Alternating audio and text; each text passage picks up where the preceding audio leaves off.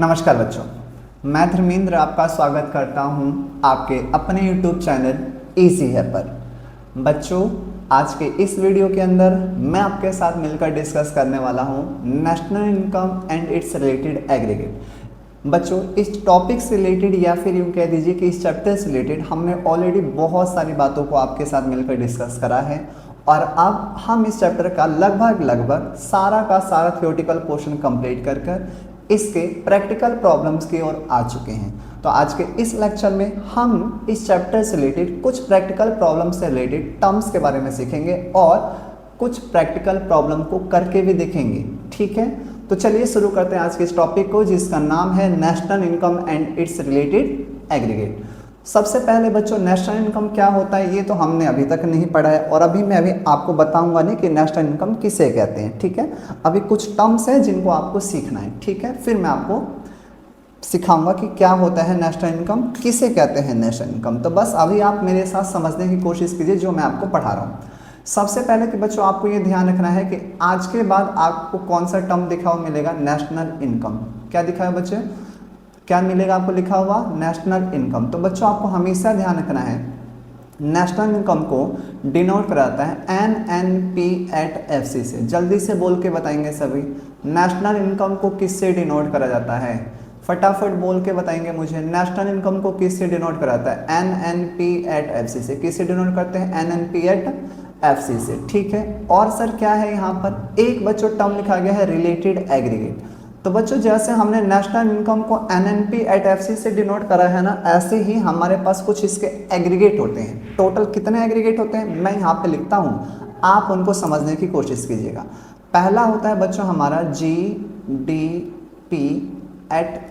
क्या होता है बच्चों, GDP@MP। ठीक है, दूसरा होता है बच्चों हमारा NDP@FC। ठीक है बच्चों, तीसरा होता है बच्चों इसी तरीके से GNP@FC और चौथा होता है बच्चों हमारा NNP@FC। ठीक है, इसे भी FC कर दो, आपको समझने में आसानी होगी। तो चलो अब एक बार बोल के बताओ। सबसे पहले क्या आया, GDP@FC। दूसरा क्या आया, NDP@FC। तीसरा क्या आया, GNP@FC। चौथा क्या आया, NNP@FC। मेरे साथ बोलते रहना, बहुत सारे बच्चों को इसको बोलना भी नहीं आता, तो आप सीख लो मेरे साथ। ठीक है क्या, अब चार तो ये हो गए, चार और हैं। कौन कौन सा, अभी देखो यहाँ पे है GDP@FC, तो यहाँ पे लिख दो आप GDP@MP। ठीक है, यहाँ पर क्या है सर, NDP@FC, तो आप इधर लिख दो NDP@MP। ठीक है, सातवां क्या है सर, यहाँ पर है GNP@FC, तो इधर लिख दो आप GNP@MP।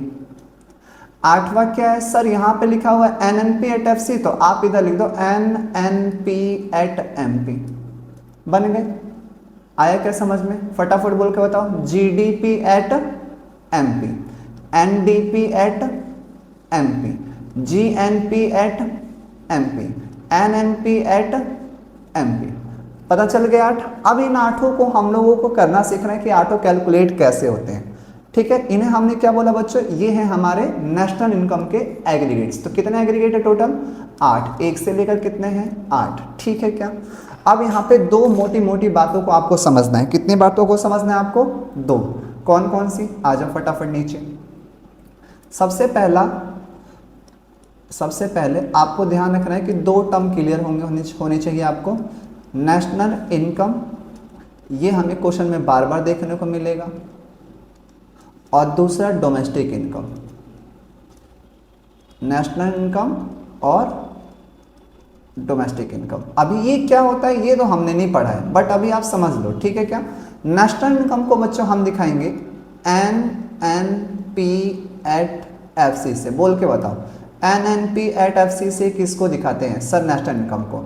डोमेस्टिक इनकम को दिखाते हैं NDP@FC से। किसे दिखाते हैं, NDP@FC से। फटाफट बोल के बताएंगे, फटाफट बोल के बताएंगे सभी बच्चे। नेशनल इनकम को किससे रिप्रेजेंट करते हैं, कैसे दिखाते हैं सर, NNP@FC से दिखाते हैं। NNP/FC से किसको रिप्रेजेंट करते हैं सर? नेशनल इनकम को। NNP/FC से किसको दिखाते हैं? नेशनल इनकम को। बात आ रही समझ में?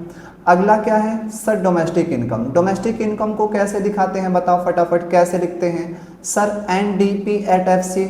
NDP/FC का क्या मतलब होता है? Domestic income.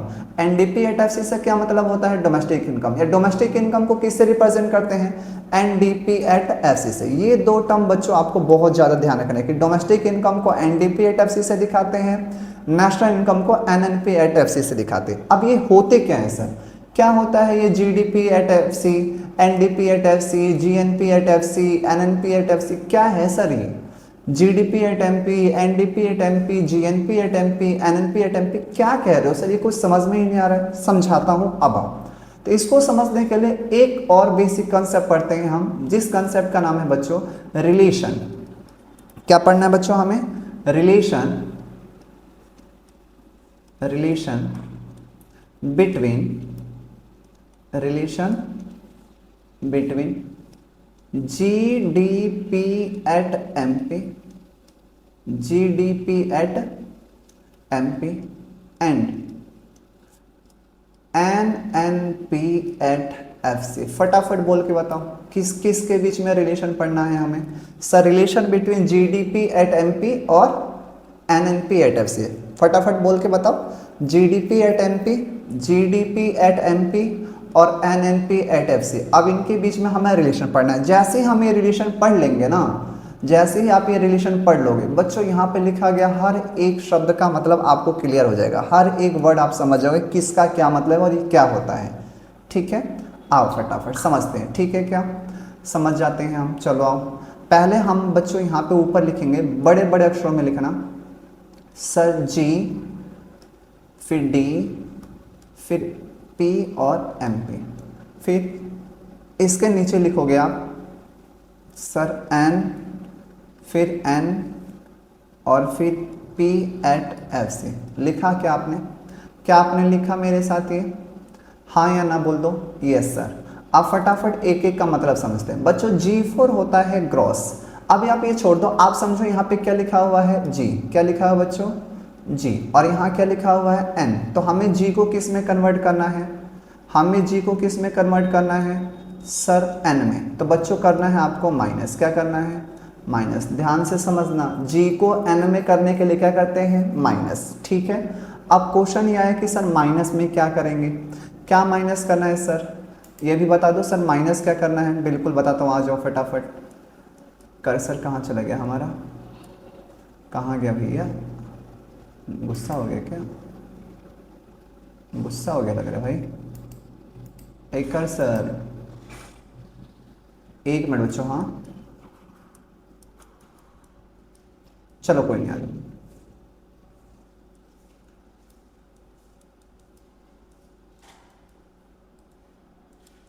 कर्सर आ गया बच्चों। हाँ चलो कोई नहीं, आप ऐसे ही समझो। ठीक है क्या? तो G से N बनाने के लिए बच्चों हमें क्या करना होता है? हमें करना है डेप्रीशिएशन को माइनस। किसको करना है बच्चों? डेप्रीशिएशन को। दूसरे कलर से लिखता हूँ इसको। G से N के लिए हमें माइनस करना है किसको बच्चों? डेप्रीशिएशन को। बोल के बताओ, ऐसे नहीं, बोलो फटाफट। डेप्रीशिएशन बोलो फटाफट। फटाफट बोला करो, बोलने में शर्म नहीं करनी है, बोलने में बिल्कुल शर्म नहीं करनी है। पढ़ के बताओ क्या लिखा है सर? डेप्रीशिएशन। क्या लिखा है? डेप्रीशिएशन। तो G से N के लिए क्या करना है? माइनस। क्या चीज़ माइनस करनी है? डेप्रीशिएशन। बात होगी क्लियर? Yes sir. अब क्या है? D। और यहाँ पर क्या आया? N। तो बच्चों D से N, D से N, तो D से N जाने के लिए करेंगे हम बच्चों प्लस। क्या करेंगे? प्लस। D से N जाने के लिए क्या करना है? प्लस। क्या प्लस करना है सर? NFIA। क्या प्लस करना है? NFIA। NFIA। क्या प्लस करना है? NFIA। बताओ, D से N जाएंगे तो क्या करेंगे? प्लस करेंगे NFIA। आगे यहाँ पर लिखा है सर MP। क्या लिखा हुआ है? MP। यहाँ पे क्या लिखा हुआ है? FC।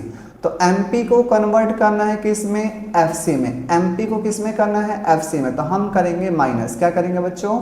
माइनस। क्या माइनस करना है सर? NIT। क्या माइनस करना है? NIT। बोल के बताओ फटाफट। NIT, MP को FC में कन्वर्ट करने के लिए माइनस करते हैं NIT। अब फटाफट मेरे साथ एक बार रिकॉल करेंगे फटाफट। G से N जाने के लिए सर माइनस करेंगे डेप्रिसिएशन, D से N जाने के लिए सर प्लस करेंगे NFIA, MP से FC बनाने के लिए सर माइनस करेंगे NIT। तरीका माइनस प्लस माइनस, पहले क्या आएगा माइनस प्लस माइनस, ऐसे याद करो minus plus minus, minus plus minus, minus plus minus, minus plus minus. बात आ रही समझ में? G से N जाने के लिए ऊपर देख के बताओ फटाफट। G से N जाने के लिए सर माइनस, ऊपर देख के बताओ D से N जाने के लिए सर प्लस, ऊपर देख के बताओ D से N जाने के लिए प्लस, ऊपर देख के बताओ MP से FC जाने के लिए क्या करेंगे माइनस। ठीक है, क्या प्लस क्या माइनस करना है? तो सर जब G को N में कन्वर्ट करना होगा तो माइनस करेंगे डेप्रिसिएशन, जब D को N में कन्वर्ट करना होगा तो प्लस करेंगे NFIA, सर MP को FC में कन्वर्ट करना होगा तो माइनस करेंगे NIT। कोई भी दिक्कत यहाँ तक? कोई भी दिक्कत तो नहीं? आप लोगों को बता दो मुझे फटाफट। नहीं सर कोई भी दिक्कत नहीं है। सर इसका उल्टा क्या होगा? अगर बच्चों आपको N से किस में जाना है? G में जाना है। N से किस में जाना है? G में, तो माइनस की जगह क्या कर देना प्लस। अगर N को कन्वर्ट करना है बच्चों किस में? D में। N को किस में कन्वर्ट करना है? D में, तो प्लस की जगह क्या कर दोगे अब माइनस। बस MP को कन्वर्ट कर रहा है FC में तो माइनस, अगर FC को कन्वर्ट करना हो किस में? MP में, तो क्या करेंगे सर प्लस। बस इतना आसान सा काम है। अब ये था क्या? अब ये था क्या? चलो एक बार फिर से सीखते हैं, फिर से सीखेंगे फटाफट। पहले क्या शब्द आया था? G, फिर क्या आया था? D, फिर क्या आया था? P एट MP, फिर क्या आया था सर? N, फिर क्या आया था सर जी? N, फिर आया था P और FC। G4 होता है ग्रॉस, बोल के बताओ। G4 ग्रॉस, D4 डोमेस्टिक और P4 product, P4 product. N का मतलब होता है बच्चों नेट, इस वाले N का मतलब होता है नेशनल, इस N का मतलब नेशनल, P का मतलब प्रोडक्ट, MP का मतलब होता है मार्केट प्राइस। MP का क्या मतलब हुआ बच्चों? Market price. बोल के बताओ, बोलने में शर्म नहीं करनी, मार्केट प्राइस। और FC का मतलब होता है बच्चों फैक्टर कॉस्ट। FC का क्या मतलब होता है बच्चों? Factor cost. तो G4 gross, D4 domestic, P4 product. लिख दूं क्या साइड में? P4 product. और MP का मतलब मार्केट प्राइस, FC का मतलब फैक्टर कॉस्ट, इस वाले N का मतलब नेशनल और इस N का मतलब नेट। चलो फटाफट। सर G से N बनाना है, D से N बनाना है और MP को FC में करना है। तरीका सर पहले माइनस फिर प्लस और फिर करेंगे बच्चों माइनस। सर G से N जाने के लिए सबसे पहले क्या माइनस करते हैं? डेप्रीशिएशन। क्या माइनस करते हैं बच्चों? डेप्रीशिएशन। सर डोमेस्टिक को नेशनल बनाने के लिए प्लस करोगे NFIA और सर MP को FC करेंगे तो NIT। इसका उल्टा कर दो, अगर आपको नेट को किस में कन्वर्ट करना है? ग्रॉस में, तो माइनस की जगह क्या करेंगे प्लस। अगर आपको नेशनल को किस में बनाना है? डोमेस्टिक में, तो अब करा है प्लस तो कर दो अब माइनस। और अगर FC को कन्वर्ट करना है किसको? MP में, तो माइनस की जगह क्या कर देंगे प्लस। उम्मीद करता हूँ आप समझ चुके हो, हाँ या ना? तो अब जरा देखो तो आपने क्या चीज़ सीखा है। आपने सीखा क्या? आपने एक फुल फॉर्म सीखी, gross domestic, gross domestic product, gross domestic product at market price, gross domestic product at market price. ये शॉर्ट में GDP एट MP पढ़ते हैं। दूसरा शब्द क्या सीखा? नेट, फिर national, net national product, net national product at factor cost, at factor cost. इसे शॉर्ट में क्या बोला? NNP at FC। ठीक है, अब देखो ये है ग्रॉस, तो ग्रॉस को कन्वर्ट करा नेट में, यहाँ पे शब्द लिखा है डोमेस्टिक तो यहाँ पे आया national.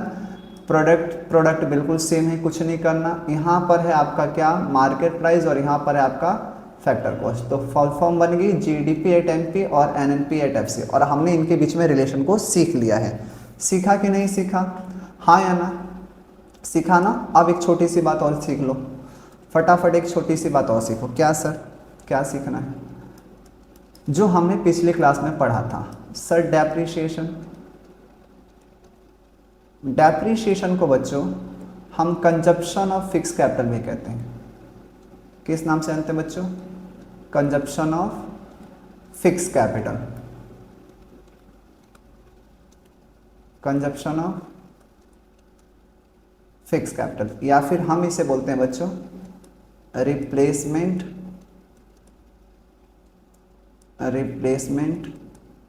Of fixed assets. Replacement of fixed assets, ठीक है क्या? आप इस बात का ध्यान रखेंगे, बहुत ज़्यादा इंपॉर्टेंट है बच्चों, ये बहुत ज़्यादा इंपॉर्टेंट है, बहुत बहुत बहुत ज़्यादा इंपॉर्टेंट है, ठीक है क्या? ये अल्टरनेटिव नेम है, इसमें सबसे ज़्यादा इंपॉर्टेंट ये डेप्रिसिएशन का दूसरा नाम कंजप्शन ऑफ फिक्स कैपिटल। ये पेपर में हमें बार बार देखा मिलता है। मैं बोलूँगा डेप्रिसिएशन बताओ तो आप ढूंढोगे डेप्रिसिएशन, और एग्जामिनर लिख कर दे देगा, ये आप ढूंढते रहना, ठीक है क्या? आगे दूसरा हमें क्या सीखना है? दूसरा आपने सीखा बच्चों net factor income from abroad. Short में बोले तो NFIA। कैसे निकलता है NFIA? लास्ट लेक्चर में पढ़ा था, फीफा माइनस फीटा, बहुत इंपॉर्टेंट है। इसका एक और फॉर्मूला पढ़ाया था, मुझे कमेंट में उसका आंसर बताइएगा, मैं जानना चाहता हूं कि आपने पिछला लेक्चर देखा है या फिर नहीं, ठीक है? बताना मुझे कमेंट में, ताकि मुझे भी तो पता चले कि आप लोग मेरी वीडियो को देख रहे हैं या फिर नहीं देख रहे हो, ठीक है? आगे तीसरा जो टर्म था बच्चों वो था नेट इनडायरेक्ट टैक्स, जिसे शॉर्ट में हम बोलते हैं NIT। क्या बोला था बच्चों हमने? NIT। NIT का फॉर्मूला क्या था? NIT बराबर क्या था? इनडायरेक्ट टैक्स माइनस में subsidy. Indirect tax minus subsidy, ठीक है क्या? ध्यान क्या रखना है? GST को, GST एक कैसा टैक्स होता है? Indirect tax. तो पेपर में हमें कभी ये नाम दे देता है, तो ध्यान रखना है, ठीक है क्या? ये बातें हमने पिछले लेक्चर के अंदर पढ़ी थी, और यहाँ पर हमने सीखा है, जो आपने ये सीखा है, ये हमने जो सीखा है, ये क्या सीखा बच्चों? रिलेशन। अब ये रिलेशन हमें सिखाएगा कन्वर्जन में। किस में सिखाएगा? कन्वर्जन करने में हमें हेल्प सिखाएगा। तो आओ हम कुछ कन्वर्जन करके देखते हैं, ठीक है क्या? ऊपर हमने बच्चों कितने एग्रीगेट पढ़े हैं? 8 एग्रीगेट पढ़े हैं। यहाँ पर 8 एग्रीगेट पढ़े हैं हमने ये। तो अब इनका हम मतलब तो समझ गए हैं। G for gross, D for domestic, P for product. Gross domestic product, FC का मतलब factor cost. Gross domestic product at factor cost, सीख गए। N का मतलब net, D for domestic, net domestic. P का मतलब product, net domestic product. FC का मतलब factor cost, net domestic product at factor cost, net domestic product at factor cost. बहुत ही आसान है, बोलो मेरे साथ। G फॉर ग्रॉस, दूसरे नंबर पे N आएगा तो national. G for gross national product, gross national product at factor cost. पहले नंबर पे N नेट, दूसरे नंबर पे N नेशनल। पहले पर N का मतलब नेट, दूसरे पर N का मतलब national. Net national product at factor cost. चलो अब इसको बताओ, मैं सुन रहा हूँ, बोलो फटाफट। Gross domestic product at market price. चलो इसका बताओ। पहले नंबर पे N का मतलब net, net domestic product at market price. Gross दूसरे नंबर पे है तो national, gross national product at market price. पहले नंबर पे नेट, दूसरे पर N national, net national product at market price. समझ गए सबका मतलब। अब हम सीखते हैं बच्चों कन्वर्जन। चलो मैं आपको कुछ एग्जांपल करके दिखाता हूँ, ठीक है। मान लो बच्चों कि आपको GDP एट FC दिया हुआ है। ये हमें क्या है बच्चों, गिवन है। ध्यान रखना बच्चों, ये हमें क्या है, गिवन है। और इक्वल के इस साइड हमें फाइंड आउट करना है NDP एट MP। ये क्या करना है बच्चों, हमें फाइंड। तो जो बच्चों हमें फाइंड करना होगा उसे हम लिखेंगे पहले, और जो हमें गिवन होगा या जिसे हम लोग निकालेंगे उसे लिखेंगे बाद में। जो दिया होगा उसे बाद में, जो निकालना है उसे पहले। दोबारा बोलता हूँ, जो निकालना है उसे कहाँ लिखेंगे, पहले, फिर बाकी जो दिया होगा उसे बाद में। कन्वर्जन सीखते हैं। पहला शब्द आया बच्चों, यहाँ पर क्या आया है, देखो पढ़ के बताओ। सर जी आया है, क्या आया है, जी, और यहाँ पर है एन। तो बच्चों क्या करेंगे, क्या करेंगे, जी को कन्वर्ट करेंगे बच्चों एन में। तो जल्दी से बताओ सर, जी को एन में कन्वर्ट करने के लिए क्या करते हैं। देखो ऊपर फटाफट, जी से एन माइनस में डेप्रिसिएशन लिख दो, लिखो फटाफट। सर माइनस में करेंगे डेप्रिसिएशन, कर दिया, बढ़िया। अब यहाँ पे कौन सा शब्द आया बच्चों, D for domestic, D for domestic. तो डोमेस्टिक से डोमेस्टिक तो कन्वर्ट ही नहीं होगा, ये तो गया, ये तो गया, कैंसल, कैंसल, मन में काटना है, ठीक है, बात आ गई समझ में। फिर ऐसे ही अब क्या है सर पी, और यहाँ पर ये पी फॉर प्रोडक्ट, ये भी कैंसल, ये भी कैंसल, मन में काटो, मन में काटना, ऐसे मत काट देना पेपर में, ठीक है। अब क्या बचा, FC, और यहाँ पे क्या बचा, MP। तो FC को MP में कन्वर्ट करना है, FC को किस में कन्वर्ट करना है, MP में। देख कर बताओ, देख कर बताओ फटाफट। FC को MP में कन्वर्ट करने के लिए क्या करते हैं सर, FC को बना दो MP, तो प्लस कर दो सर, क्या प्लस कर दे सर, NIT। बस क्या प्लस करना है, NIT, बस हो गया आंसर।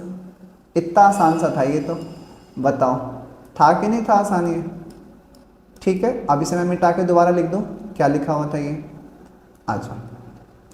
इधर क्या लिखा था हमने, NDP एट FC, और इधर क्या लिखा हुआ था, GDP एट MP। MP था क्या, MP था क्या, MP था क्या, इधर था ना MP, हाँ इधर MP था, और इधर क्या था, FC था। बात आ गई समझ में। तो हमने पहले G को कन्वर्ट करा किस में, N में, और फिर FC को कन्वर्ट कर दिया था किस में, MP में। बात आ गई। चलो एक और हो जाए फिर इसी बात पे। अब आप कन्वर्ट करना, इनकी वैल्यू हमें बस पेपर में गिवन होगी, हम पुट कर देंगे। अब यहाँ पे दे रखा है बच्चों GDP एट MP, और हमें इधर दे रखा है बच्चों GNP एट FC। चलो कन्वर्ट करते हैं, G से G, ये तो घर गया, भगाओ इसको। फिर N, क्या है बच्चों, N आया है, N को किस में करना है, D को, तो N से D कन्वर्ट करना है। देखो देखो देखो देखो देखो देखो देखो जल्दी देखो, N से D, सर N को कन्वर्ट करना है D में, नीचे से ऊपर जाना है, तो माइनस करेंगे NFI, ठीक है क्या। अभी तो मैं आपको चीटिंग करा रहा हूँ, बाद में मैं आपको नहीं कराऊंगा, बाद में तो मैं डायरेक्टली लिखूंगा। तो क्या करेंगे बच्चों, माइनस करेंगे NFIA, क्या करेंगे, माइनस में NFIA। बात आ रही है समझ में। और फिर P से P भी कट गया। अब FC को किस में कन्वर्ट करना है, MP में। देख कर बताओ, देख कर बताओ, FC को MP में, FC से MP जाना है, FC से क्या जाना है बच्चों, MP जाना है। तो FC को MP में जाने के लिए क्या करेंगे बच्चों, प्लस, क्या प्लस करना है, NIT, क्या प्लस करना है, NIT, तो प्लस कर देंगे यहाँ पर NIT, बस हो गया, खत्म। एक और देखते हैं फटाफट, अब बिना देखे करेंगे, ठीक है। हमें दे रखा है बच्चों, हमें फाइंड आउट करना है NNP एट FC, और हमें दिया है बच्चों GDP एट MP। करे कन्वर्ट, सबसे पहले G को कन्वर्ट करना है बच्चों किस में, N में, तो जी से एन के लिए माइनस डेप्रिसिएशन, कोई भी दिक्कत नहीं है सर। फिर डी को कन्वर्ट करेंगे किस में, एन में, तो डी से एन जाने के लिए sir plus N F I A. आप देखते रहो अपने रजिस्टर में, पी से पी तो कैंसिल, एम पी को किस में कन्वर्ट करना है, एफ सी में, तो एम पी को क्या बनाना है, एफ सी, तो एम पी को एफ सी बनाने के लिए माइनस में एन आई टी, बस हो गया, सीख गए। तो अब पेपर में अगर हमें ये रूल पता है, अगर हमें ये रिलेशन पता है, तो बच्चों इन पेपर में आठों एग्रीमेंट से चाहे कुछ भी दे दे, हमें इस चार में से और इन चारों में से कुछ भी दे दे, अपने को कोई टेंशन नहीं लेना है, अपने को कोई भी टेंशन नहीं लेना है। बात आ गई बच्चों समझ में, बिल्कुल अच्छे से समझ में आ गई क्या, हाँ या ना बोल दो, यस सर आ गई है बात, बात आ गई क्या समझ में, एक बार हाँ या ना बोल के आंसर कर दो, हाँ सर समझ में आ गया है, ठीक है।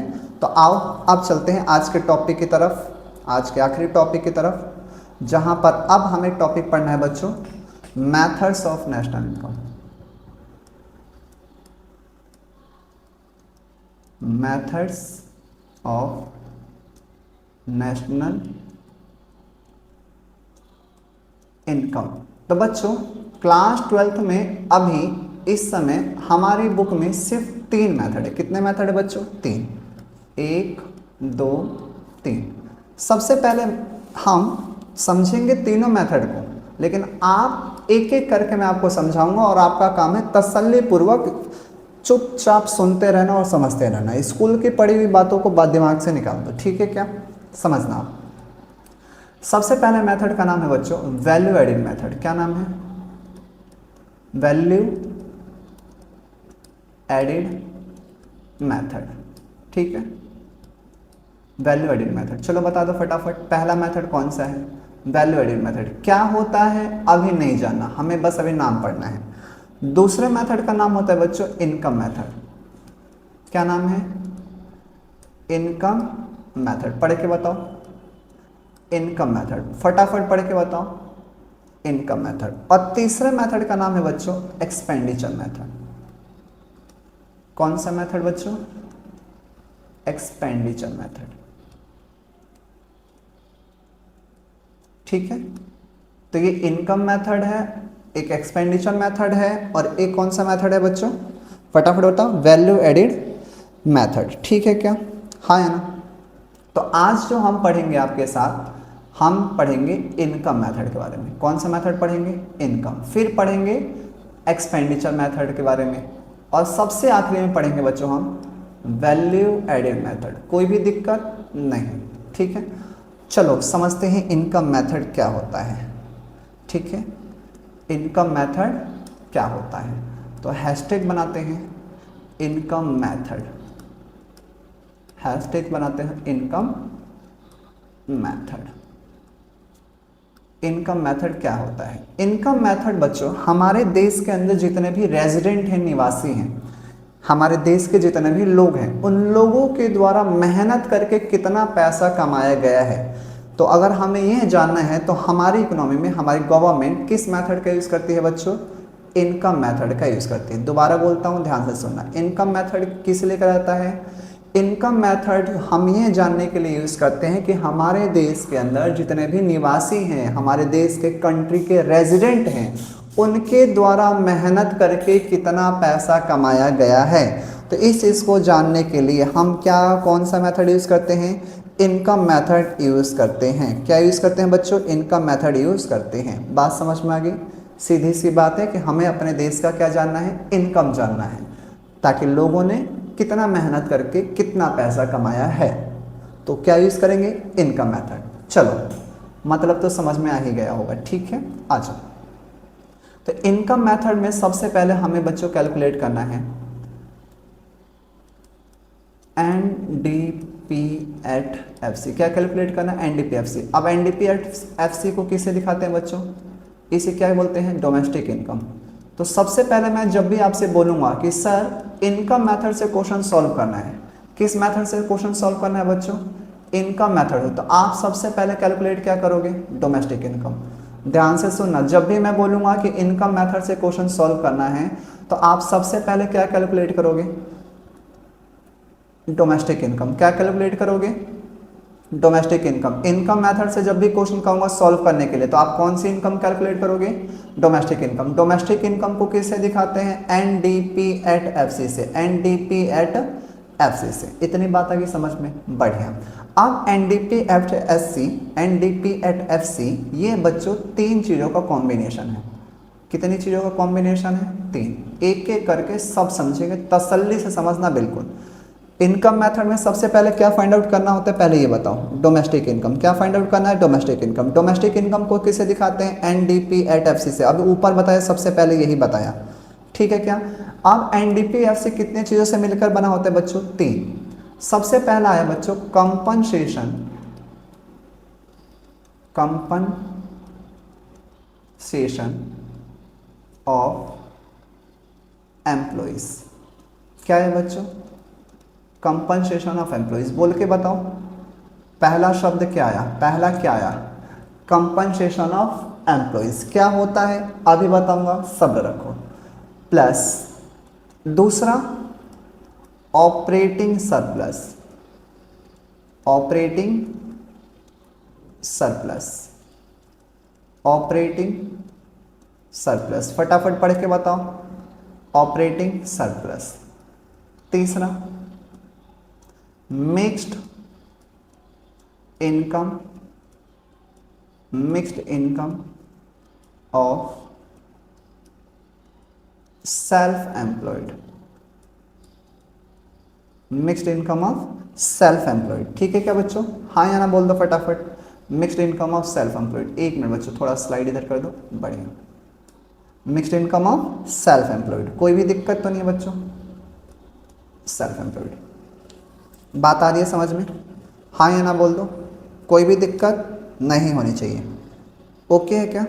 आगे आओ, थोड़ा सा स्लाइड बच्चों इधर करते हैं। परफेक्ट। ओके, सर्कल कर दो इसको। ठीक है, ये बच्चों स्पेलिंग थोड़ी सी गलती हो गई, इसे प्लीज सही करेंगे। Employed, mixed income of self employed. कोई भी दिक्कत तो नहीं बच्चों इसमें? बोल दो फटाफट। नहीं नहीं सर, कोई भी दिक्कत वाली बात नहीं है। ओके है क्या बच्चों? आओ आप समझते हैं एक एक को, क्या क्या ये लिखा गया है, कहाँ गया कर्सर, ये रहा। पढ़ के बताओ। डोमेस्टिक इनकम को किस तीन चीज़ों से मिलकर बनाया गया है? Sir compensation of employees, compensation of employees, operating surplus, plus में मिक्स्ड इनकम। बदलो, compensation of employees, operating surplus, plus में मिक्स्ड इनकम। बातें क्लियर हो गई? बढ़िया। अब समझते हैं तीनों है क्या बच्चों। कंपनसेशन ऑफ एम्प्लॉइज क्या होता है? आओ नीचे समझाता हूँ मैं आपको, फटाफट आ जाओ। यहाँ पर बच्चों हमारी एक कंपनी, थोड़ा सा और नीचे आते हैं, इधर देखो। यहाँ पर एक कंपनी है, ठीक है, कोई कंपनी है मान लो, और उस कंपनी में ना ये हमारे भाई साहब, ये एक सर हैं, ठीक है, राजू भैया हैं, ये इस कंपनी में काम करते हैं।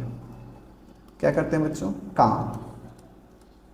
तो काम करने के बदले कंपनी इनको बहुत सारी चीज़ें देती है, जैसे सैलरी देती है, फिर वेजेस देती है, सैलरी नहीं तो वेजेस देगी, बोनस देती है, ठीक है, इनका पीएफ कटता है कंपनी में। पीएफ जानते हो ना? पीएफ का मतलब क्या होता है ये समझ लो आप बार बार इसमें कंफ्यूज हो जाते हो। पीएफ का मतलब होता है बच्चों एक गुल्लक। एक क्या होता है बच्चों? पीएफ मतलब एक गुल्लक, जिसमें से कंपनी क्या करती है, आपकी सैलरी का कुछ हिस्सा इसमें डालती रहती है। आपकी सैलरी का कुछ हिस्सा इसके अंदर कंपनी क्या करती है बच्चों? डालती है, कुछ कुछ, ठीक है। और जैसे जैसे कुछ टाइम होता है, 20 से 25 साल बीतते हैं, तो आप जब कंपनी से निकलते हो ना, तो आपको ये पैसा लौटा दिया जाता है, ताकि आप अपना बुढ़ापा अच्छे से काट सको, आपको पैसे की कमी ना हो बुढ़ापे में, किसी के आगे पैसे के लिए हाथ फैलाना ना पड़े। ठीक है क्या? समझ गए? समझ गए क्या? उसे पीएफ कहते हैं, ठीक है। ये हमारी सैलरी में से ही कटता रहता है, ठीक है। और भी कुछ मिलता है क्या? हाँ, कार फैसिलिटी, आने जाने के लिए कार की फैसिलिटी दी जाती है, बिल्कुल। आपको रहने के लिए घर दिया जाएगा, हाउसिंग फैसिलिटी दी जाती है कि नहीं दी जाती है? बहुत बड़े बड़े कंपनियों में दी जाती है ये तो, ठीक है। और भी बहुत सारी चीज़ें हैं। एजुकेशन फैसिलिटी, राजू भैया के कुछ बच्चे होंगे तो उनके बच्चों को पढ़ाई लिखाई का खर्चा कंपनी दे रही है, एजुकेशनल फैसिलिटी। ठीक है। उसके बाद हेल्थ फैसिलिटी बहुत सारी कंपनियां देती हैं। ठीक है। और मान लो कि भैया अगर हम आपको रहने के लिए घर नहीं दे पा रहे, अगर हम रहने के लिए आपको घर नहीं दे पा रहे तो हम आपको उसके बदले क्या देंगे बच्चों? इसके बदले दिया जाता है अलावेंस। क्या दिया जाता है बच्चों?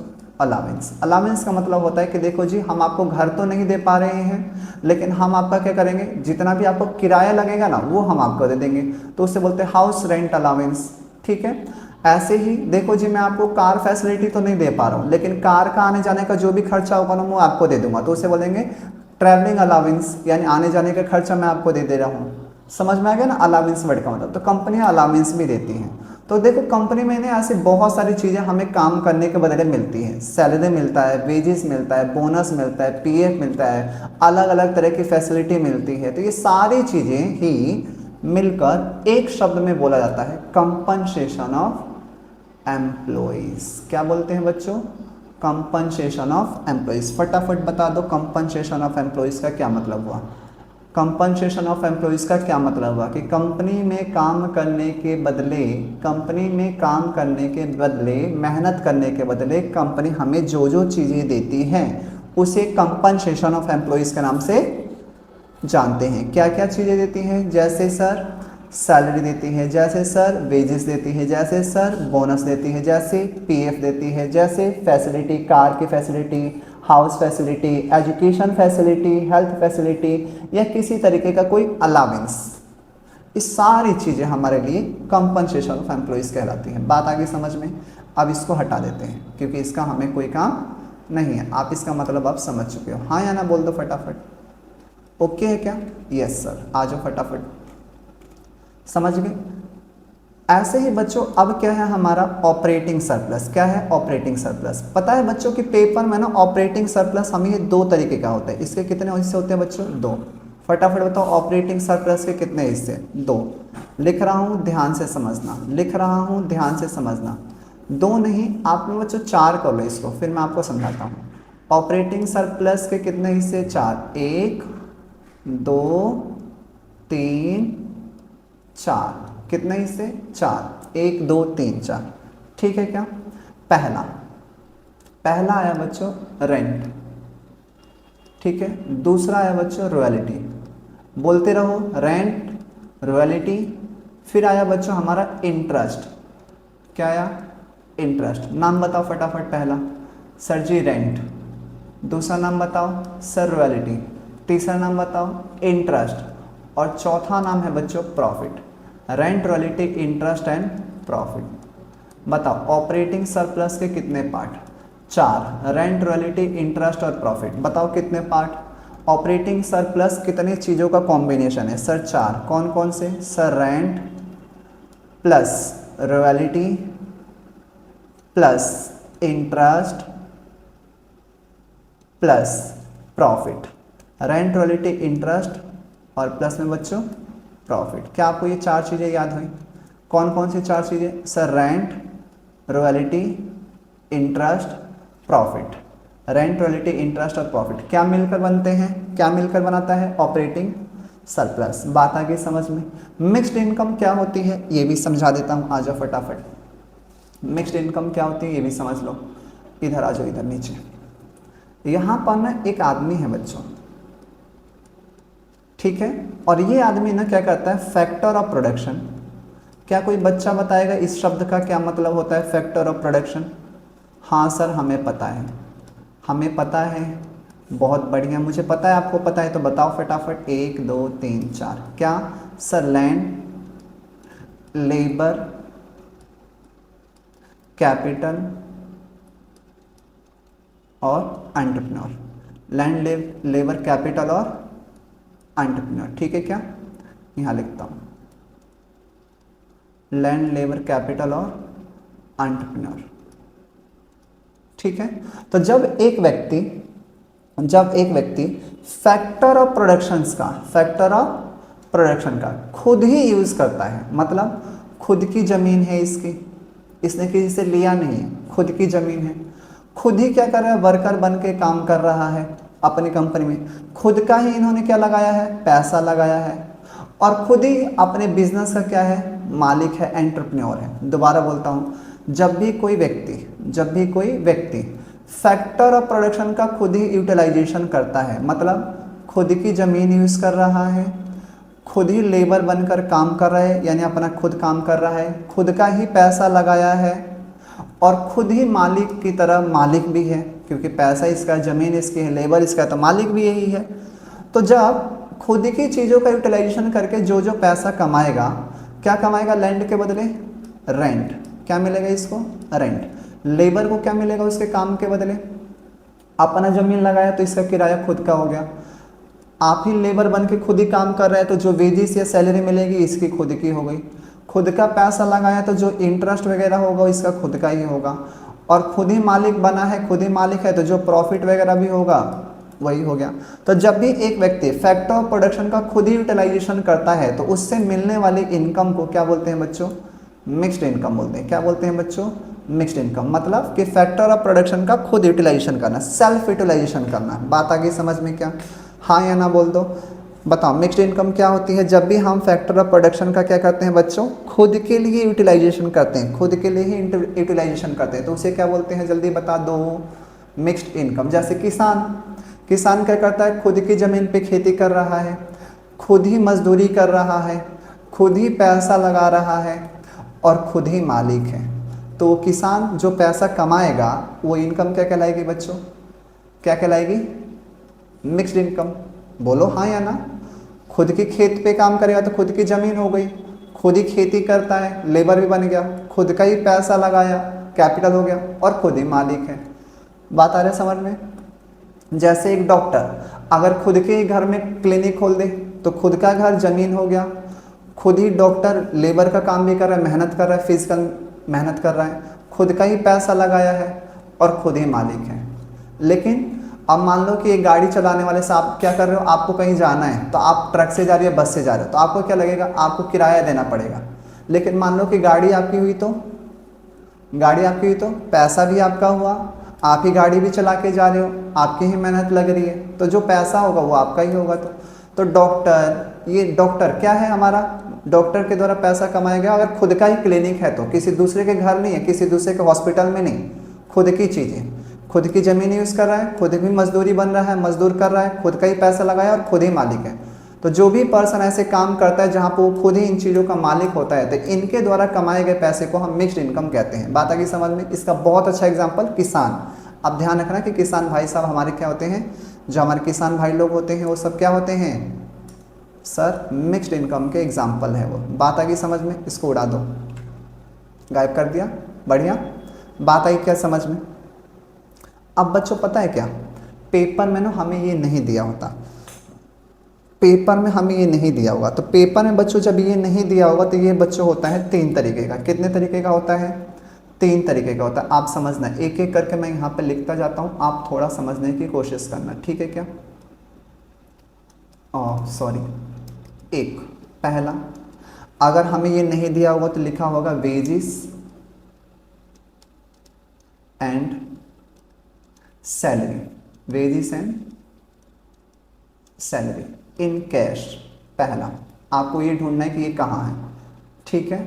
सीओई के कितने कंपोनेंट हैं, 3, जिसमें से पहला है वेजेस एंड सैलरी। हाईलाइट करेंगे इसे फटाफट, wages and salary in cash, ठीक है क्या, बढ़िया। दूसरा, अगर हमें कंपनी से वेजेस एंड सैलरी कैश में नहीं मिलेगा तो बच्चों क्या मिलेगा, हम उसे कहते हैं wages and salary, wages and salary in kind, कि हमें कैश तो नहीं मिला लेकिन कैश की जैसी चीज़ें मिलेंगी। वो कैश तो नहीं होगा, वो सैलरी और वेजेस के फॉर्म में तो नहीं होगा, लेकिन उसकी तरह होगा। सर ये क्या मतलब है, उसकी तरह होगा, क्या कहना चाहते हो, समझाता हूँ। देखो कुछ एग्जांपल देखो, आपको समझ में आ जाएगा, ठीक है क्या। जैसे मैंने आपको कहा रेंट फ्री हाउस, मैंने आपको पैसे नहीं दिए लेकिन मैंने आपको क्या दे दिया, घर दे दिया जिसका किराया आपको नहीं देना, ठीक है। आपको आने जाने के लिए क्या दे रहा हूँ मैं, कार दे रहा हूँ। आने जाने के लिए मैंने क्या दिया आपको, कार। तो फ्री में कार दिया आपको कि आप लो ऑफिस की कार यूज़ करो आने जाने के लिए। फ्री मेडिकल फैसिलिटी दे रहा हूँ आपको, फ्री मेडिकल फैसिलिटी। आपकी तबीयत खराब होगी, आपका इलाज हमारी कंपनी कराएगी, आपको कुछ नहीं करना, ठीक है। उसके बाद हम आपको एजुकेशनल फैसिलिटी दे रहे हैं। हम आपको क्या दे रहे हैं, एजुकेशनल फैसिलिटी। तो ये जो बच्चों हम फैसिलिटी दे रहे हैं आपको, free medical facility, free car facility, आने जाने के लिए हम आपको कार दे रहे हैं, अपने पर्सनल यूज़ के लिए नहीं, बिजनेस के काम के लिए। तो ये जो चीज़ें हमने बच्चों दी, इन्हीं सब चीज़ों को हम क्या बोलते हैं, क्या बोलते हैं, wages, salary and wages in kind. तो कुछ एग्जांपल ध्यान रखेंगे, जैसे रेंट फ्री में देना, rent free house, free car facility, free medical facility, free educational facility. ये सब किसके एग्जांपल है, wages and salary in kind, ठीक है क्या, बढ़िया। और तीसरा क्या देगा, अगर हमें ये दोनों चीज़ें नहीं, इन दो के अलावा और क्या दे सकता है, तीसरा होता है बच्चों हमारा employers contribution.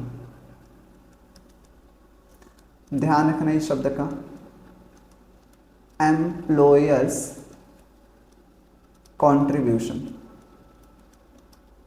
Employers contribution to social security, social security scheme, ठीक है। और एक और लिख लो आप यहां पे, एम्प्लॉइज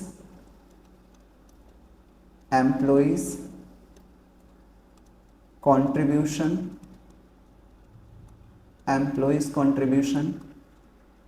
टू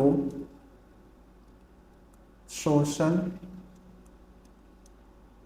सिक्योरिटी स्कीम, ठीक है। आप समझो ये है क्या। सबसे पहले आप इस वर्ड का मतलब समझो, क्या लिखा हुआ है, सोशल सिक्योरिटी स्कीम। क्या है बच्चों ये, सोशल सिक्योरिटी स्कीम, ठीक है। आप समझना, ये ना एक भाई साहब है, इनका नाम है मिस्टर डी। क्या नाम है बच्चों, मिस्टर डी। और ये एक कंपनी में ना, एक छोटी सी फार्म हाउस है, ये फार्म है, और इस ऑफिस के अंदर ये काम करते हैं। क्या करते हैं बच्चों, काम करते हैं। और इनकी सैलरी जो है ना, जो इनकी बच्चों सैलरी है वो 25,000 रुपये। कितने हज़ार है, 25,000 रुपये सैलरी है मिस्टर डी की, जहाँ पे ये काम करते हैं। तो कंपनी क्या करती है, ऑफिस वाले क्या काम करते हैं, इनको 25 में से ना 5,000 रुपये अपने पास रखते हैं और 20,000 रुपये इनको दे देते हैं। 5,000 रुपये रखा और 20,000 रुपये किसको दे दिया, मिस्टर डी को। अब ये 5,000 रुपये ना एक गुल्लक में क्या करते हैं, ये रखते रहते हैं। धीरे धीरे इसको एक गुल्लक में डालते रहेंगे, हर महीने डालते रहेंगे, जब जब इनको सैलरी मिलेगी। अब ये गुल्लक धीरे धीरे क्या होता रहेगा बच्चों, भरता रहेगा।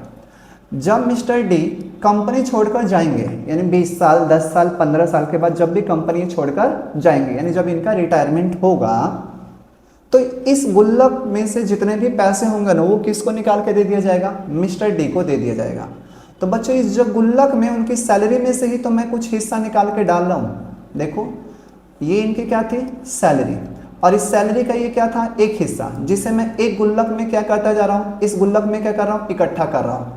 क्यों कर रहा हूँ, क्योंकि फ्यूचर में जब इनका रिटायरमेंट होगा, जब कुछ सालों के बाद ये हमारे कंपनी से जाएंगे, तो इनकी उसमें क्या हो जाएगी, मदद करेगी, और ये अपना बुढ़ापा या आगे का जो टाइम है बड़े ही आसानी से निकाल सकते हैं, गुजारा कर सकते हैं उसमें, हाँ या ना। तो बच्चों इसी गुल्लक को हम एक नाम देते हैं प्रोविडेंट फंड। क्या नाम देते हैं बच्चों, प्रोविडेंट फंड। तो प्रोविडेंट फंड बच्चों आप ऐसे समझ लो कि एक गुल्लक होता है जिसके अंदर हम अपने वर्कर की सैलरी का कुछ हिस्सा धीरे धीरे कर इकट्ठा करते रहते हैं, और जो बहुत एक टाइम के बाद कुछ ज़्यादा पैसे इकट्ठा हो जाता है। बात आ रही है समझ में। इसी गुल्लक को यहाँ पे किस नाम से लिखना है, सोशल सिक्योरिटी स्कीम। बात आ गई समझ में। इसके एग्जाम्पल लिख लो ताकि आपको ध्यान आएंगे। इसे शॉर्ट में पीएफ बोलते हैं बच्चों। क्या बोलते हैं, पीएफ, प्रोविडेंट फंड। बात आ रही है समझ में। पीएफ लिख लिया, क्या, प्रोविडेंट फंड। ओके है क्या, बात आ रहा है समझ में। और लिख लो एक एग्जाम्पल, ग्रेचुइटी। क्या लिख लो बच्चों, ग्रेचुइटी, ठीक है। हाँ या ना? उसके अलावा एक और एग्जांपल लिख लो, या चलो इतना ही रहने दो। ठीक है क्या? आप ये ध्यान रखेंगे इसका एग्जांपल। ठीक है, समझ गए? तो अब यहाँ पे दो शब्द लिखा गया है। सबसे पहले देखो कौन सा शब्द है, इसे हाईलाइट करते हैं। सबसे पहले तो यहाँ पे लिखा गया बच्चों एम्प्लॉयर। क्या लिखा गया है? एम्प्लॉयर। और यहाँ पे भी क्या लिखा है बच्चों? एम्प्लॉइज। बाकी वर्ड देखो बिल्कुल सेम टू सेम है। Contribution to social security scheme, contribution to social security scheme, क्या इनमें कोई डिफरेंस है? नहीं। तो बच्चों आपको हमेशा ध्यान रखना है, जिस पे एम्प्लॉइज लिखा होगा ना उसे आपको नहीं लेना है। ऐसे लिख कर काट दो या आप उसे ध्यान रखो, इसे हमें नहीं लेना है। हमें कौन सा चाहिए? एम्प्लॉयर वाला चाहिए। कौन सा चाहिए हमें? फटाफट बोल के बताओ। एम्प्लॉयर वाला। कौन सा चाहिए हमें? एम्प्लॉयर वाला। ध्यान रहेगा क्या? तो आप जल्दी से बता दो, सीओई कितनी चीज़ों से मिलकर बना है? कंपनसेशन ऑफ एम्प्लॉइज कितने चीज़ों का कॉम्बिनेशन है? सबसे पहले sir wages and salary in cash. दूसरा wages and salary in kind. Kind का मतलब कैश नहीं दिया तो हमें उसकी जैसी चीज़ें देगा, जैसे rent free houses, free car facility, free medical facility, free educational facility. ठीक है। और तीसरा employers contribution to social securities. ध्यान क्या रखना है कि यहाँ पे क्या लिखा गया है? एम्प्लॉयर। एम्प्लॉइज वाला देगा तो नहीं लेना है, एम्प्लॉइज वाला देगा तो नहीं लेना है। कौन सा लेना है? एम्प्लॉयर। सोशल सिक्योरिटी स्कीम का मतलब जैसे पीएफ वगैरह या फिर ग्रेचुइटी वगैरह। बात आ गई समझ में? समझ गए क्या सीओई का मतलब? हाँ या ना? अब बात करते हैं किसके बच्चों? Operating surplus. किसकी बात करते हैं बच्चों? Operating surplus. अभी मैंने कहा था शुरू में ये दो तरीके का होता है, लेकिन मैंने यहाँ पे 4 तरीके लिखा है। ये सही है बिल्कुल बच्चों, लेकिन आप थोड़ा सा समझने की कोशिश करना। ठीक है क्या? इसको पहले यहाँ से हटाते हैं, इसको यहाँ से हटा दो। ठीक है, बात आ रही है समझ में? आ जाओ। अब इसको यहाँ पे समझाता हूँ, समझने की कोशिश करना आप। ठीक है, क्या था वो? फटाफट बता दो। Operating surplus. लिख लेना इसे नोट करके, इंपॉर्टेंट है ये। Operating surplus. तो ऑपरेटिंग सरप्लस बच्चों दो चीजों का कॉम्बिनेशन होता है, 1 2। ध्यान से समझना। पहला income from property. Income from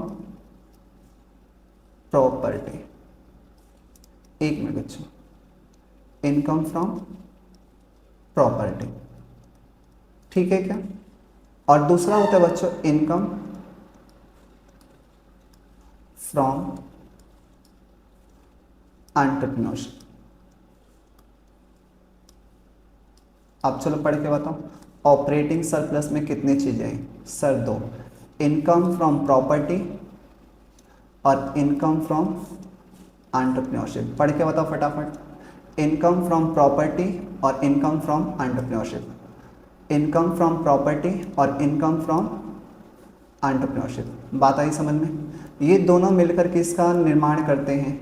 ये दोनों मिलकर क्या बनाते हैं? सर ऑपरेटिंग सरप्लस बनाते हैं। क्या बनाते हैं? Operating surplus. अब प्रॉपर्टी से कौन कौन सी इनकम हमें मिलती है बच्चों? प्रॉपर्टी से कौन कौन सी इनकम हमें मिलती है? क्वेश्चन ये है। तो प्रॉपर्टी से बच्चों हमें 3 तरह की इनकम मिलती है। कितने तरह की इनकम मिलती है बच्चों? 3। सबसे पहले मिलता है हमें प्रॉपर्टी से रेंट। क्या मिलता है? रेंट। फिर बच्चों हमें प्रॉपर्टी से मिलता है बच्चों रॉयल्टी। पिछले लेक्चर के अंदर मैंने आपको रॉयल्टी और रेंट शब्द का मतलब बताया था कि रॉयल्टी का क्या मतलब होता है और रेंट का।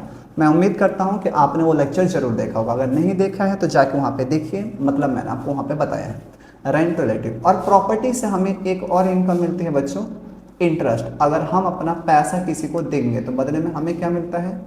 इंटरेस्ट। तो प्रॉपर्टी से कितने तरह की इनकम मिली बच्चों? फटाफट बताओ। प्रॉपर्टी से कितने तरह की इनकम? 3, रेंट, रॉयल्टी और इंटरेस्ट। रेंट, रॉयल्टी और इंटरेस्ट। अब क्या बचा? एंटरप्रेन्योरशिप। क्या बचा? एंटरप्रेन्योरशिप। एंटरप्रेन्योरशिप से बच्चों सिर्फ एक ही इनकम मिलती है जिसे हम बोलते हैं बच्चों प्रॉफिट। क्या बोलते हैं? प्रॉफिट। बात आई क्या समझ में? अब ऊपर देखो तो मैंने यही चीज तो लिखी है, ऊपर मैंने यही चीज तो लिखी है। क्या? रेंट, रॉयल्टी, इंटरेस्ट और प्रॉफिट। देखो तो, देखो देखो देखो देखो, कहाँ गया कहाँ गया? ये रहा सर, रेंट, रॉयल्टी, इंटरेस्ट और प्रॉफिट। जो एक्चुअल में कैसा था?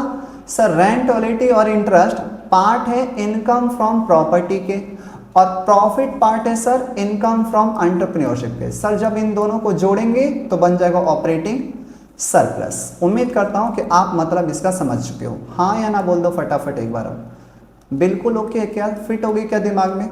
तो ऊपर बच्चों जल्दी से बताओ फटाफट एक बार, आप बिना देखे आंसर करेंगे। सर रेंट, रॉयल्टी, इंटरेस्ट किसका पार्ट होते हैं?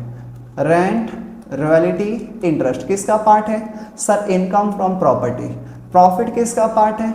Income from entrepreneurship. बात आ रहा है समझ में? हाँ या ना बोल दो। ये सर अब पता है क्या होता है बच्चों? अब पता है क्या, कभी कभी क्वेश्चन ना हमसे गेम खेलता है।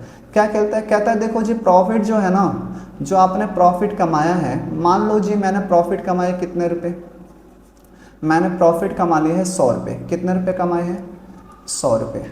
तो 100 रुपये की प्रॉफिट पर ना अब देखो कुछ लोग आ जाते हैं हमसे। पहला आती है हमारी सरकार जो हमसे कहती है जी टैक्स दे दो। क्या दे दो? टैक्स। तो प्रॉफिट में से जो भी आप प्रॉफिट कमाती हैं ना कंपनियां हमारे बच्चों, तो उस प्रॉफिट में से सरकार हमसे क्या मांगने लगती है? टैक्स, जिसको हम लोग बोलते हैं बच्चों कॉरपोरेट टैक्स। क्या बोलते हैं? Corporate tax. इसे आप कॉरपोरेट टैक्स भी कह सकते हो, या फिर आप यूँ कह दो बच्चों बिजनेस टैक्स। क्या कह दो? Business tax. तो सबसे पहले जो भी आप प्रॉफिट कमाते हो उसमें से हमारी गवर्नमेंट हमसे क्या ले लेती है बच्चों? टैक्स ले लेती है, बिजनेस के नाम पे, या फिर उसी को कॉर्पोरेट टैक्स कहते हैं। ठीक है, तो मान लो कि 100 रुपये कमाए थे तो मैंने 20 रुपये इनको दे दिए। 100 रुपये कमाए थे, 20 रुपये मैंने इनको दे दिए। अभी कितने रुपये बचे हैं? 80 रुपये मेरे पास बचे हैं। अब इसमें से कुछ पैसा क्या करते हैं, हमें उन लोगों को देना होता है जो कंपनी के होते हैं बच्चों मालिक। तो जब हम अपने प्रॉफिट में से उन लोगों को पैसा देते हैं जो कंपनी के मालिक होते हैं, उसे बोलते हैं बच्चों डिविडेंड। क्या बोलते हैं? डिविडेंड। तो बताओ तो डिविडेंड किनको देते हैं? जो कंपनी के क्या होते हैं? मालिक होते हैं, यानी जिन्होंने कंपनी के इक्विटी शेयर खरीद रखे होते हैं। आप ऐसे समझ लो, ठीक है क्या? तो डिविडेंड भी हमें किस में से देना होता है? प्रॉफिट में से। किन लोगों को देते हैं? जिन्होंने कंपनी के शेयर्स खरीदे, यानी जो कंपनी का मालिकाना हक रखते हैं अपने पास। बात आई? कितने रुपए दे दिए? मान लो इसमें से बच्चों हमने क्या दे दिया, इसमें से 30 रुपये हमने इनको दे दिया। तो अब कितने रुपए बचे? सर पहले कितना दिया था? पहले कितना दिया था सर? पहले तो 100 रुपये था, 20 रुपये यहाँ चले गए, 30 रुपये यहाँ पे दे लगे। अब कितना बचा? 50 रुपये। अब क्या करती है कंपनी? से बचा लेती है। अब कंपनी से क्या करती है बच्चों? बचा के रख लेती है, खर्च नहीं करना चाहती है। तो ये जो पैसा बचा के रखती है इसको बोलते हैं बच्चों रिटेन्ड अर्निंग। क्या बोलते हैं? Retained earning. तो क्या समझाना चाहता हूँ मैं आपको? यह समझाना चाहता हूँ कि बच्चों कंपनी के पास जब प्रॉफिट आता है ना, तो उस प्रॉफिट के 3 हिस्से होते हैं। कितने हिस्से होते हैं? 3। सबसे पहला कंपनी क्या करती है? टैक्स पे करती है गवर्नमेंट को। दूसरा क्या होती है? अपने जो कंपनी के मालिक होते हैं उनको डिविडेंड देती है। और तीसरा कुछ पैसा बचा के रख लेती है, जिसे हम रिटेन्ड अर्निंग कहते हैं। तो प्रॉफिट कितने हिस्सों से मिलकर बना? 3। कॉर्पोरेट टैक्स, डिविडेंड और retained earning. Corporate tax, dividend और रिटेन्ड अर्निंग, इन तीनों को आपस में जोड़ देंगे तो क्या बन जाएगा बच्चों? प्रॉफिट। इन तीनों को आपस में जोड़ देंगे तो क्या बन जाएगा बच्चों? प्रॉफिट। बात आगे समझ में? बिल्कुल अच्छे से हाँ या ना बोल दो। आओ ऊपर समझते हैं, ऊपर समझ लेते हैं हमने क्या लिखा है। ठीक है, फटाफट आ जाओ।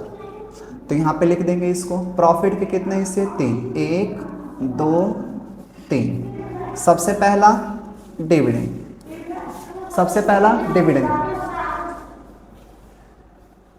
सबसे पहले डिविडेंड। ठीक है, डिविडेंड दे दिया। दूसरा कॉर्पोरेट टैक्स। दूसरा क्या होता है बच्चों? Corporate tax. जल्दी बताओ कॉर्पोरेट टैक्स का दूसरा नाम क्या होता है? फटाफट बताओ कॉर्पोरेट टैक्स का दूसरा नाम क्या होता है? Sir business tax.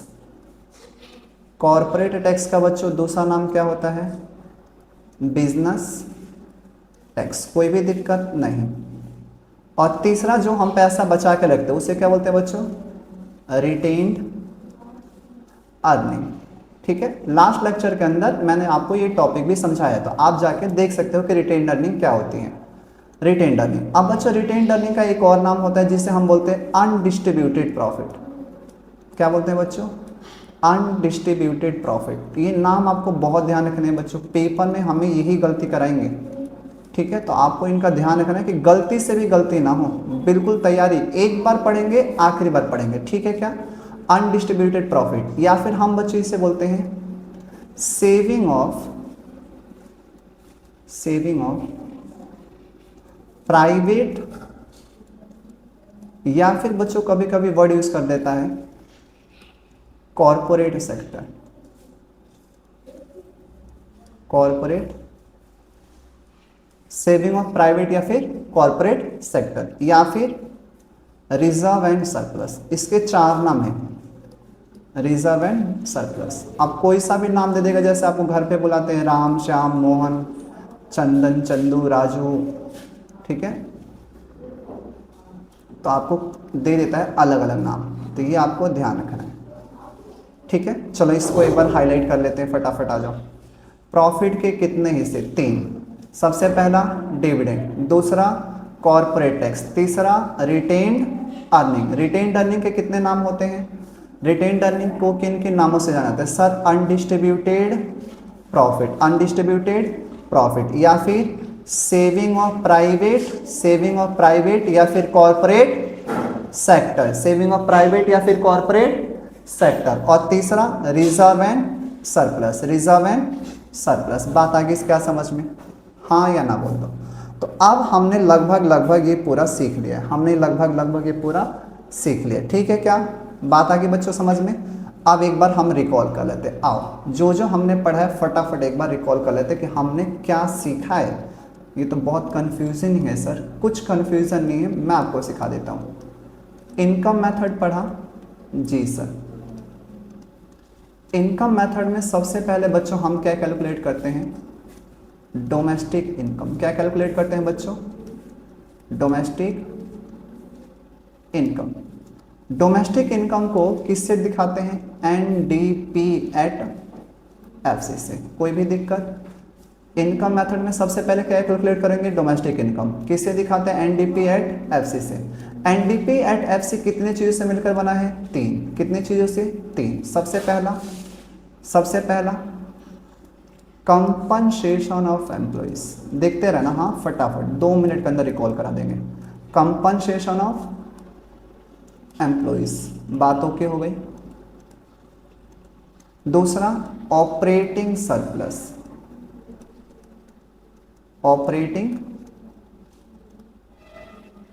सरप्लस। तीसरा मिक्स्ड इनकम, तीसरा मिक्स्ड इनकम, ठीक है। अब ऑपरेटिंग सरप्लस के कितने हिस्से होते हैं? ऑपरेटिंग सरप्लस के कितने हिस्से होते हैं? 1 2 3 4। कौन कौन से? रेंट, रॉयल्टी, इंटरेस्ट और प्रॉफिट। रेंट, रॉयल्टी, इंटरेस्ट और प्रॉफिट। प्रॉफिट के कितने हिस्से? 3। कौन कौन से सर? सबसे पहला डिविडेंड, फिर कॉर्पोरेट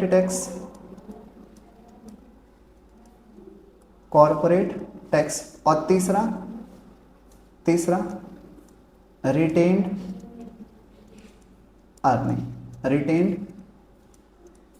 अर्निंग, ठीक है। रिटेन्ड अर्निंग का दूसरा नाम क्या होता है? Undistributed profit. क्या नाम होता है बच्चों? Undistributed profit. कोई भी दिक्कत नहीं? या फिर क्या कहते हैं? सेविंग ऑफ, फटाफट बता दो। Saving of private sector, saving of private sector, या फिर रिजर्व एंड सरप्लस। ऐसे ही अगर हमें सीओई यानी कंपनसेशन ऑफ एम्प्लॉइज ना दिया हो, अगर हमें सीओई कंपनसेशन ऑफ एम्प्लॉइज ना दिया हो, तो ये कितने चीजें होती हैं? 3। सबसे पहले wages and salary in cash, दूसरा wages and salary, wages and salary in kind. और तीसरा employers,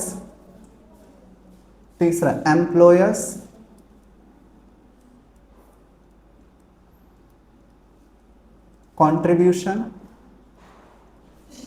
employers contribution to social security scheme. ये तीन होते हैं और इन तीनों को जोड़ के क्या बनाते हैं, कंपनसेशन ऑफ एम्प्लॉइज बनाते हैं। ठीक है बच्चों, ये था हमारा बच्चों इनकम मेथड। बात आ गई बच्चों समझ में, बिल्कुल अच्छे से समझ में आई, हाँ या ना? उम्मीद करता हूं कि बच्चों आप इनकम मेथड को बिल्कुल अच्छे से समझ चुके हो। ठीक है क्या? तो आज के लिए इस वीडियो के अंदर बच्चों इतना ही। मैं उम्मीद करता हूं कि तब तक आप इतना पढ़कर रहेंगे और मैं आपसे अगली क्लास में इस मेथड से रिलेटेड हम लोग करेंगे बहुत सारे क्वेश्चंस। तब तक के लिए थैंक यू सो मच बच्चों, tata bye bye, take care, bye bye.